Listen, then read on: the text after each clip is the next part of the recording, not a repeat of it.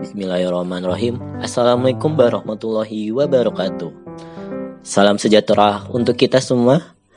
Semoga kita dalam lindungan Tuhan Yang Maha Esa dan Allah Subhanahu wa taala.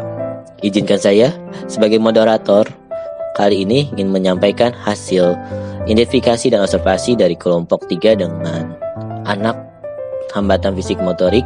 Sebelumnya yang terhormat kepada Ibu Dewi Eka Sari Kusuma Astuti, MPD selaku dosen mata kuliah pendidikan anak dengan hambatan fisik dan motorik.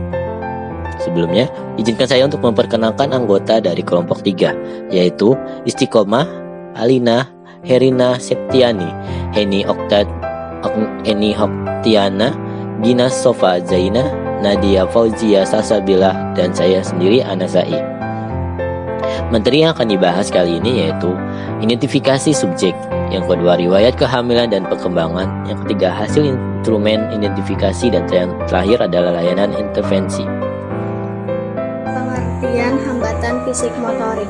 Hambatan fisik motorik atau tunadaksa berasal dari kata tuna dan daksa. Kata tuna yang artinya kurang, rusak atau cacat, dan daksa yang artinya tubuh.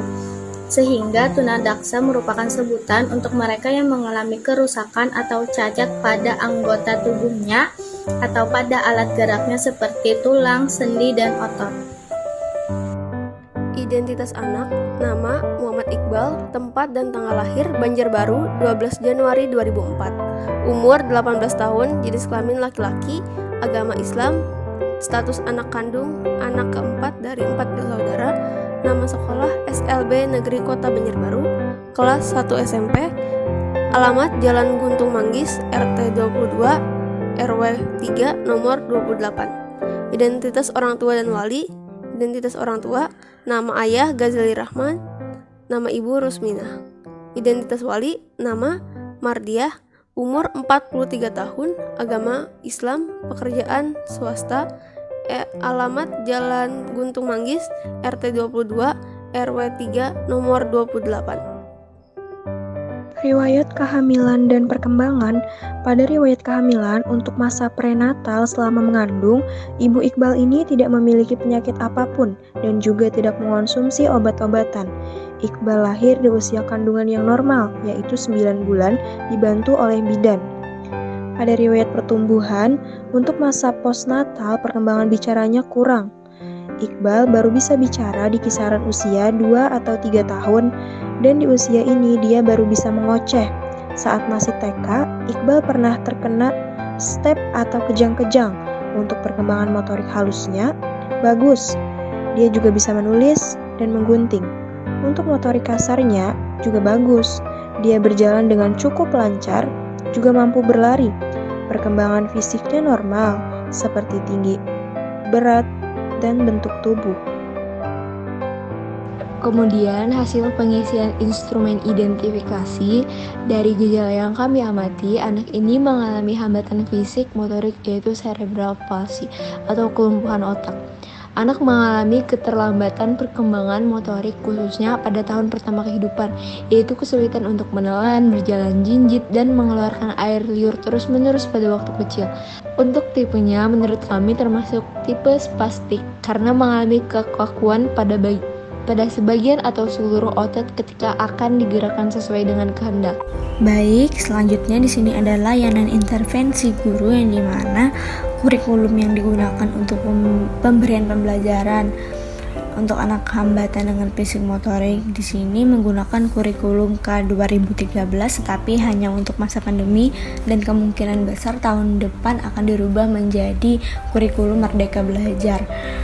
Lalu untuk layanan pembelajaran yang diberikan oleh guru itu yang pertama perencanaan pembelajaran, di mana dalam pelaksanaan layanan pembelajaran ini anak dengan hambatan fisik motorik ini terlebih dahulu diharuskan untuk membawa surat keterangan dari dokter apa hambatan anak tersebut. Misal kalau anak tunadaksa kan harus menyertakan surat dari dokter ortopedi. Setelah itu, karena sudah tahu apa hambatannya, lalu guru ini merancang RPP yang sesuai dengan kemampuan anak.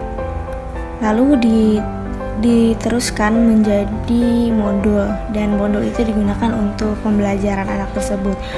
Lalu ada pelaksanaan pembelajarannya, di mana dalam pelaksanaan pembelajaran di sekolah SLB Negeri Kota Banjarbaru ini, guru menerapkan sebuah kebiasaan yang selalu dilakukan sebelum memulai pelajaran, seperti siswa itu harus duduk rapi terlebih dahulu sebelum belajar, lalu berdoa dan recalling pembelajaran kemarin. Tidak lupa juga untuk menanyakan kabar, lalu kadang mencek tugas rumahnya yang sudah diberikan oleh guru.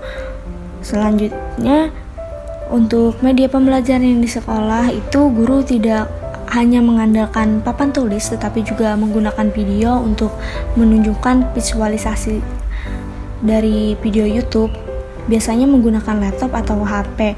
Tidak hanya itu saja, guru biasanya menggunakan media kerajinan seperti meronce untuk melatih motorik halus, dan terkadang juga menggunakan media kertas untuk digunting. Dan pembelajarannya itu tidak hanya di sekolah, tetapi juga bisa diadakan di luar sekolah. Misalnya kalau hari ini belajar tentang hewan-hewan, maka guru mengajak siswa ini keluar sekolah melihat langsung mana saja hewan-hewan yang sudah diajarkan.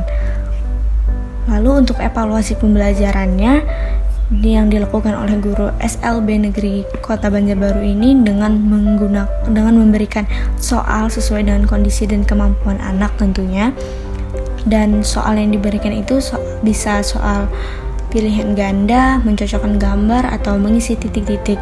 Untuk soal yang diberikan biasanya tergantung lagi pada anaknya.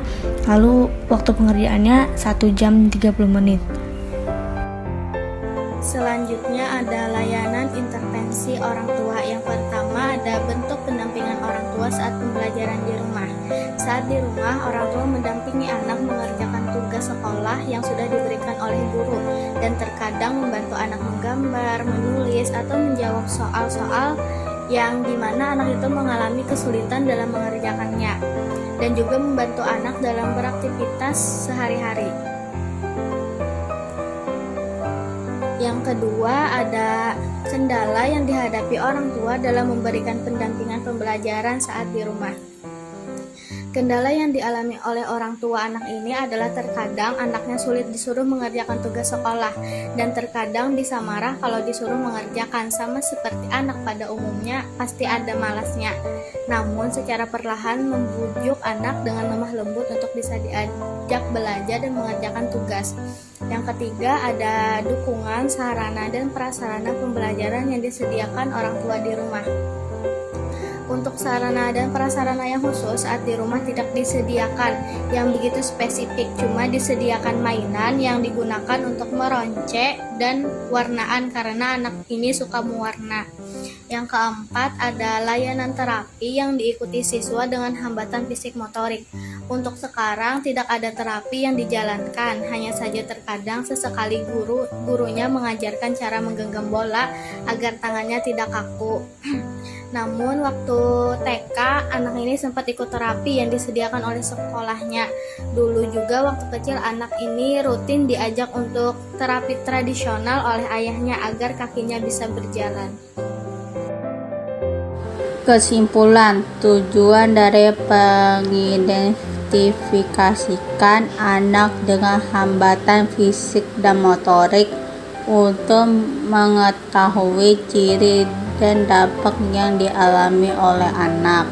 Dari hasil identifikasi yang kami lakukan berdasarkan hasil wawancara kami dengan wali siswa, serta mengidentifikasi dari gejala yang tampak, diperoleh hasil bahwa anak mengalami hambatan fisik motorik ke dalam jenis cerebral palsy yang mulai tampak pada saat anak menginjak usia 2 tahun. Selesai sudah presentasi dari kelompok kami. Apabila ada kesalahan kata dan perbuatan, mohon dibukakan pintu maaf sebesar-besarnya, karena kami hanya manusia biasa yang luput dari kesalahan. Bila taufiq wa hidayah. Wassalamualaikum warahmatullahi wabarakatuh.